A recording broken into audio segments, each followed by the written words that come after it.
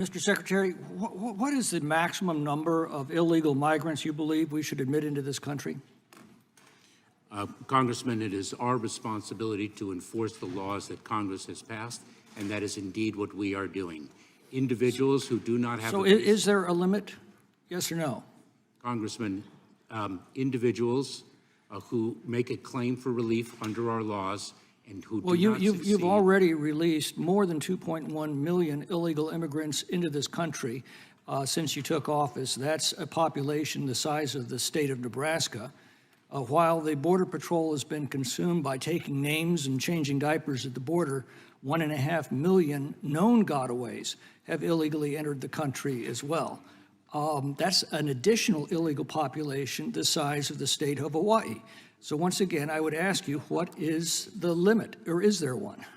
Congressman, last year we expelled or removed approximately 1.4 million people who did not have a legal basis to remain in the United States, the largest number in recent history. Well, actually, you testified that 72,000 illegal migrants were removed in 2022. But in 2019, there were 267,000 removals. So removals are down under your administration by more than 75%. Meanwhile, in 2019, there were 458,000 border encounters, yet under your policies, we're now up to 2.3 million encounters. That's 5 times as many. So while encounters were up 5 times, removals are down by 75%. How do you account for this? Congressman, a few points. Number one, our approach of expanding lawful pathways for people to reach the border and delivering consequences for those who arrive at our border irregularly is working. The number has dropped. You will also recall, Congressman, that last year, Title 42, the Public Health Authority, was in place, and under that authority, we could not remove individuals, but expel them. Again, I'm short on time.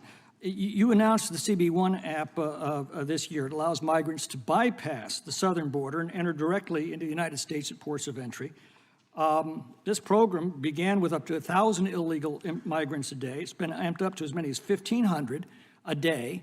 That's more than 540,000. That's the population equivalent of adding a new state of Wyoming every single year.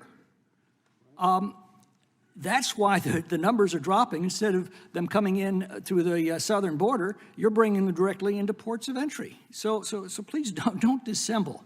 Now, I've got a very important concern for the people of my region. In January, a family of 6 people were executed in the rural town of Goshen. That's not far from my district. According to the Tulare County Sheriff, it was a cartel hit. The victims ranged from age 72 down to a 10-month-old who was shot in his mother's arms. 2 weeks ago, the FBI director warned us in this committee that the open border is a huge driver of cartel presence in the United States. Those were his words, huge driver.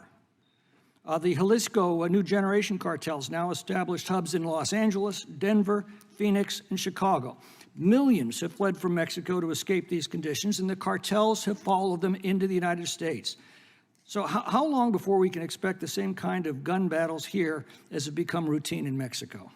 Congressman, we are taking it to the transnational criminal organizations, the cartels that peddle in death and destruction, to an unprecedented degree. They're following the mass migration into this country. That's what the FBI director told us. We have a number of lawful investigative actions and operations that are disrupting and dismantling those transnational criminal organizations. Director Wray also testified that we have no idea how many terrorists are among the 1.5 million known gotaways that have entered under your policies, but that there's been a significant increase in terrorists apprehended at the border.